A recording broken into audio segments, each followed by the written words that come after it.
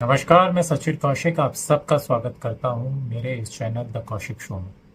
दोस्तों, लगातार social media पे और अलग अलग न्यूज़ चैनल्स पे ये खबरें आम हो गई हैं कि पाकिस्तान की तरफ जो हमारा जम्मू और कश्मीर का एरिया पड़ता है, जिसको हम पीओजे बोलते हैं, यानी कि पाकिस्तान ऑक्युपाइड जम्मू और कश्मीर का एरिया, वहाँ पे प्रोटेस्ट बहुत ही ज़्यादा उग्र हो गए हैं, वायलेंट हो गए हैं।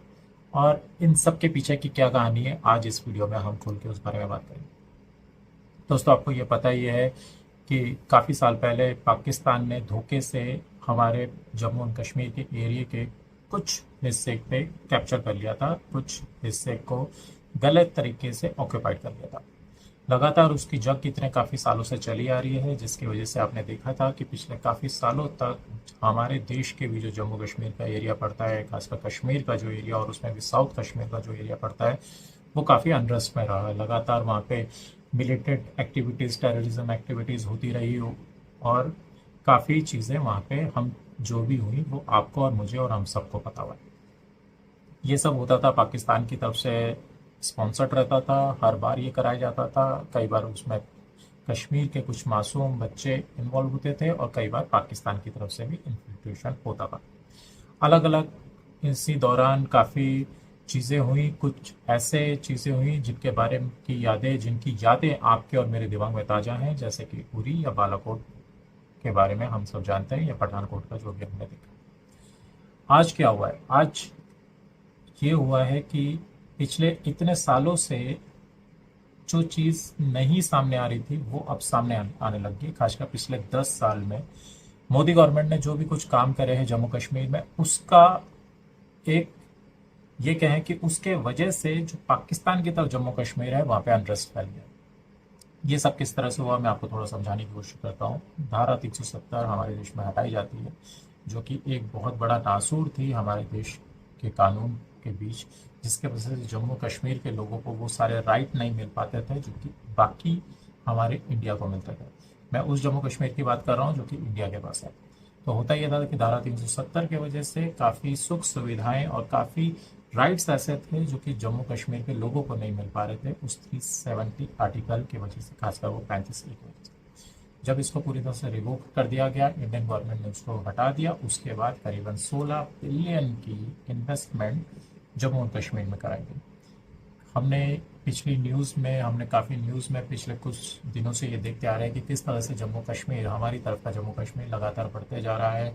वहाँ पे नए नए कॉलेजेस खुल रहे हैं, एम्स खुल रहे हैं, सुख सुविधाएं आ रही हैं। वहाँ के बच्चे जो हैं वो आगे बढ़ रहे हैं, फैसिलिटीज़ उनको मिल रही हैं। और अब आप देख रहे हैं कि हमारी तरफ का जो कश्मीर है उधर कोई भी अनरेस्ट हमको नहीं देखने को मिल रहा है। बहरहाल, इसके उलट पाकिस्तान की तरफ जो कश्मीर का इलाका पड़ता है, जम्मू कश्मीर का इलाका पड़ता है, जिसे हम पीओजे बोलते हैं, उस इलाके में काफ़ी अनरेस्ट फैली है। वहाँ पे बिजली महंगी हो रही है, वहाँ पे उनको आटा नहीं मिल पा रहा है, आटे मिल रहा है तो बहुत महंगा मिल रहा है। और वहीं पे देखें तो पाकिस्तानी गवर्नमेंट के हाथ गेहूं की, जिसको वो गंदुम बोलते हैं, गेहूं के स्कैम पे आ रहे हैं। और ये सब चीज़ें चली आ रही हैं। तो वहाँ पे एक पीसफुल प्रोटेस्ट काफ़ी सालों से चले आ रहा था, पिछले 2 साल से वो काफ़ी ज़्यादा बड़ा हुआ था। हुआ ये कि पाकिस्तान जो कहता है वो वहाँ के कश्मीर को बिल्कुल अपना एक हिस्सा ज़रूर मानता है, बट उसको पूरी तरीके से अपने अंदर उसने विलय नहीं कर रखा है। वहाँ का अभी भी एक प्रधानमंत्री चुना जाता है, एक इलेक्शन होता है वहाँ के कश्मीर में, वहाँ के जम्मू कश्मीर में एक प्रधानमंत्री उनका चुना जाता है। तो बेसिकली आप इसको इस एंगल से देख सकते हैं कि वहाँ का जो जम्मू कश्मीर है वो एक तरह से एक अलग कंट्री के तौर पे काम करता है। हाँ, पाकिस्तान उसको ऑक्यूपाइड ज़रूर करता है, उसकी बॉर्डर्स को ज़रूर देखता है, पर वो एक तरह से उसको एक अलग देश की मान्यता दे रखी है पाकिस्तान ने, खुद अपने शब्दों में अगर कहें। पाकिस्तान के जो कॉन्स्टिट्यूशन है उसके हिसाब से भी अगर हम बात करें, उनके असेंबली के हिसाब से भी बात करें, तो वहाँ पे जो हम जिसको पीओजे बोलते हैं और जिसको वो आज़ाद कश्मीर कहते हैं, वो अभी भी एक अलग कंट्री है उनके हिसाब से। हुआ ये कि कुछ दिन पहले वहाँ पे एक प्रोटेस्ट हो रहा था, जिसमें वो वहाँ के जो लोकल लोग हैं वो एक तरीके से बिजली सस्ती करने के लिए और आटे को सस्ता करने की डिमांड कर रहे थे। एक नॉर्मल सा एक प्रोटेस्ट था, पीसफुल प्रोटेस्ट था। और ये किसी भी देश में महंगाई के खिलाफ प्रोटेस्ट निकालने की अनुमति किसी भी सिविलाइज कंट्री में होती है, जैसे हमारे देश में होती है। हमारे यहाँ पे भी अगर प्याज के दाम या किसी चीज़ के दाम या पेट्रोल के दाम बढ़ते हैं तो लोग प्रोटेस्ट करते हैं, कॉमन सी बात है। आम सी बात है और ये होना भी ज़रूरी है। पर हुआ ऐसा कुछ कि पाकिस्तानी गवर्नमेंट को लगा कि इसको किस तरह से दबाया जाए, तो उन्होंने पंजाब से पुलिस का एक बहुत बड़ा जत्था मुजफ्फराबाद की तरफ रवाना किया। जम्मू कश्मीर में एक इलाका पड़ता है जो पाकिस्तान की तरफ जम्मू कश्मीर पड़ता है, उधर एक इलाका है मुजफ्फराबाद, वहाँ पे रवाना किया। एक तरह से उसको पूरी छावनी बना दिया गया। और पंजाब की जो पुलिस है, पाकिस्तान के पंजाब की पुलिस, उन्होंने ये सोचा कि वहाँ पे हम एक वायलेंट क्रैकडाउन करेंगे और इस प्रोटेस्ट को हम तितर बितर कर देंगे। अब हो सकता है ये उनको ऊपर से आदेश मिले हों, और मैं ये मान के चलता हूँ कि आम पुलिस जो भी इस तरह के प्रोटेस्ट में या कहीं पे भी जो फ्रंट लाइनर्स होते हैं, जो फ्रंट लाइन में होते हैं, एक नॉर्मल सा सिपाही या एक इंस्पेक्टर रैंक का या डीएसपी रैंक का बंदा इतना बड़ा काम नहीं कर सकता है। ऐसा सेंसिटिव इलाके में इतने बड़े लेवल पे काम नहीं कर सकता जब तक उसको ऊपर से ऑर्डर नहीं मिला। बहरहाल ये ऑर्डर ऊपर से ही आए होंगे। किन के आए हैं, किन लोगों ने करे, क्या वो वहाँ की आर्मी ने करे या वहाँ के पॉलिटिशियंस ने करे, ये देखने वाली बात है। और जैसे कि आगे कुछ इसमें पता चलेगा मैं आपके सामने ये ज़रूर रखूँगा। फिलहाल हम उस घटनाक्रम को समझने की कोशिश करते हैं जो कि हुआ। तो वहाँ पे उन्होंने बिल्कुल एक वायलेंट एक प्रोटेस्ट को जो कि पीसफुल था उसको वायलेंस से ख़त्म करने की कोशिश करी, और उसी बीच उन्होंने कुछ इस तरह का करा जिससे एक बच्चे की वहाँ पे डेथ हो जाती है। एक मासूम सी बच्ची की डेथ हो जाती है। उसके बाद जो ये पीसफुल प्रोटेस्ट था ये एकदम से वायलेंट हो गया। वहाँ के डीएसपी के कपड़े फाड़ दिए गए। वहाँ के जो कमिश्नर हैं उनकी पतलून उतार के उन्होंने चौराहे पे टांग दिए, और किसी भी इस्टेब्लिशमेंट की, किसी भी पुलिस वाले की ये हिम्मत नहीं हो रही है कि उस पतलून को वहाँ से निकाल सके। असल में देखा जाए तो ये पतलून उस कमिश्नर की नहीं है, ये पतलून पाकिस्तानी इस्टेब्लिशमेंट की पतलून है, जिसको एज अ सिंबल वहाँ के कश्मीरियों ने टांग दिया है। और अब ये डिमांड करी जा रही है कि आओ हमारे सामने आओ, दम है तो इसको उतार कर दिखाओ। तो बहरहाल ये है पूरा मामला। लगातार प्रोटेस्ट चालू हो रहे हैं। लगातार हम देख रहे हैं कि ये प्रोटेस्ट जो कि पीसफुल प्रोटेस्ट था, काफ़ी सालों से चला आ रहा था, पिछले कुछ साल से भी चल रहा था, ये अचानक से वायलेंट हो गया है। इसमें वायलेंस शामिल हो गया, और वायलेंस भी इस लेवल का हुआ है कि आप ये देख सकते हैं कि ये खबर बहुत, हालांकि पाकिस्तान में खबर को दबा दिया जाता है, पर ये एक ऐसी खबर बनी जिसको दबा पाना इनके लिए भी मुश्किल हो गया। अब ऐसा क्यों हो रहा है दोस्तों?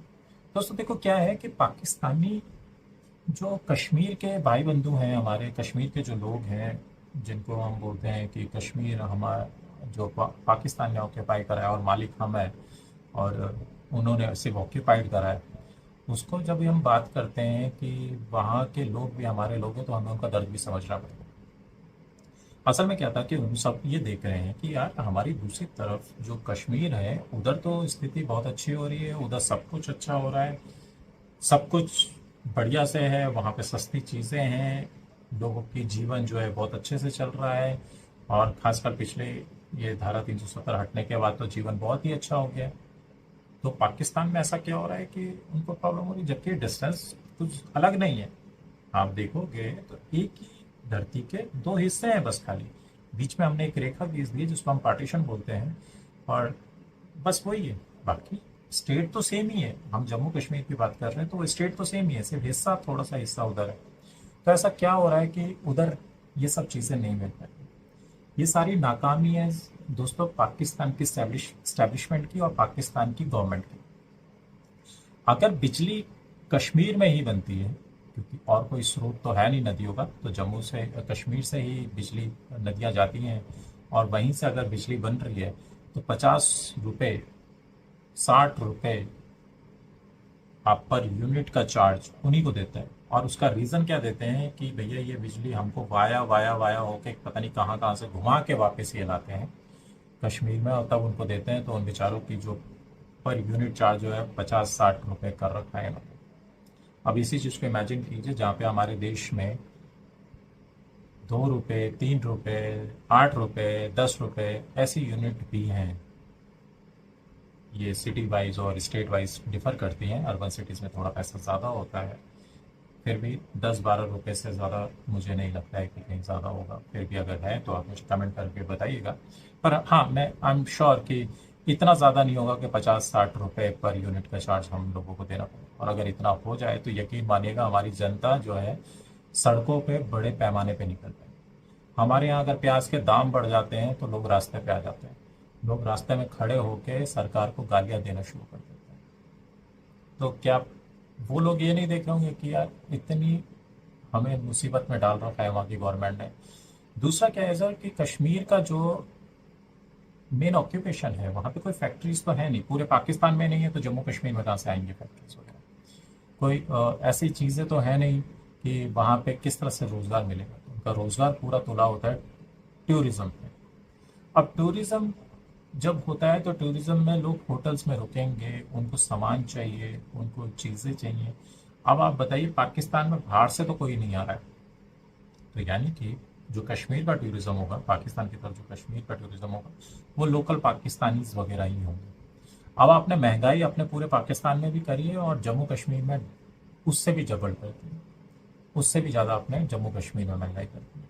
तो लोग कैसे आके टूरिज्म को सपोर्ट करेंगे, कैसे वो घूमने आ सकते हैं, कैसे पाकिस्तानी लोग घूमने जा सकते हैं कहीं पे। और अगर घूमने भी जाएंगे तो क्या इतने महंगाई में वो रह पाएंगे, और कश्मीरी लोग अपना रोजगार कैसे चलाएंगे। तो ये सब प्रॉब्लम उन सबके सामने थी। ऊपर से महंगाई इतनी ज़्यादा है, जहाँ पे रोजगार नहीं है महंगाई भी बढ़ गई है। बिजली का दाम, खाने का दाम, आटे का दाम, इन सब की मुसीबतें एक आम पाकिस्तानी को जितनी झेलनी पड़ती है उससे कहीं ज़्यादा जम्मू कश्मीर जो कि पाकिस्तान की तरफ पड़ता है POJK के लोगों को झेलनी पड़ती। तो उसी के लिए ये वायलेंस जो था ये अब आपको देखने को मिल रहा है। एक पीसफुल प्रोटेस्ट को पाकिस्तान की नाकामी ने, पाकिस्तान की इस्टेब्लिशमेंट की नाकामी ने एक वॉलेंट प्रोटेस्ट में बदल दिया है। बहरहाल ये थी पाकिस्तान की तरफ से जो न्यूज़ आ रही है, उसमें मेरा कुछ एनालिसिस। आशा है आपको ये एनालिसिस मेरा पसंद आया होगा। कुछ भी इसमें नई अपडेट आती है मैं ज़रूर आपको बताऊंगा। आपकी कोई राय है, कोई सुझाव है तो नीचे कमेंट बॉक्स में ज़रूर बताइएगा। बाय द वे, ये वीडियोस का नया फॉर्मेट आपको कैसा लग रहा है? मैं वर्टिकल फॉर्मेट बनाने की कोशिश कर रहा हूँ, क्योंकि मैंने देखा था एनालिटिक्स में कि मेरे ज़्यादातर जो व्यूअर्स हैं वो मोबाइल में देखते हैं, और मेरे को लगता है कि 1 to 1 जब हम ऐसे बात करते हैं तो थोड़ा सही कनेक्शन बैठता है। कैमरा क्वालिटी कैसी लग रही है आप ज़रूर इस बारे में भी बताएगा, या फिर कोई भी राय सुझाव आपके कुछ भी मशवरा हो तो वो कमेंट करके आप बता सकते हैं। बहुत जल्दी बहुत अच्छे अच्छे वीडियोज़ आपके सामने मैं लाऊंगा। मैं मिलता हूँ आपसे अगली वीडियो में, तब तक के लिए जय।